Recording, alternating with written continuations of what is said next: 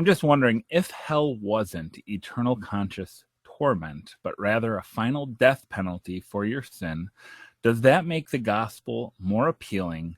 No, because whether the final death penalty is torment, annihilation, or something else, the eternality of the penalty remains problematic for me.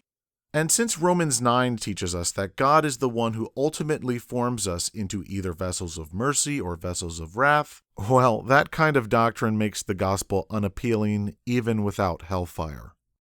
And would you be more likely to accept the existence of God, and of course specifically the Christian God? Yes, I'd have to say I would be more likely. The traditional doctrine of hell certainly contributed to my loss of faith. However, it was only one of several factors. And you can hear all about it in the groundbreaking series Losing God by Number One Son. In other words, if hell was a final death sentence, okay, and that's it, you cease to exist, it's not an eternal conscious torment, do you find that the gospel is more palatable, I guess is what I'm asking? Nope, for the same reasons I gave in answer to question number 1.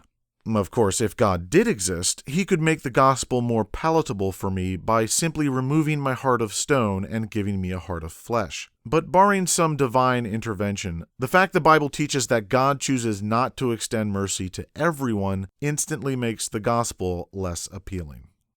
Many of you have read the Bible, and I'm wondering, in your reading of Scripture, does it seem likely that hell is anything other than eternal conscious torment for the unsaved? Does it seem likely? Not really, but I am open to competing interpretations. Frankly, I'd like nothing more than for the church to conclude that it's been wrong about the eternal torment doctrine for the last 2,000 years and just discard it completely. Finally, my final question is, how do you like my beard? I don't know. It's giving off too much of a mega sage vibe to me. But I think the real question is, how does your wife like the beard? Frankly, I think that's the only question you should be asking. Anyway, thanks for the questions. Merry Christmas and Happy New Year to you and yours.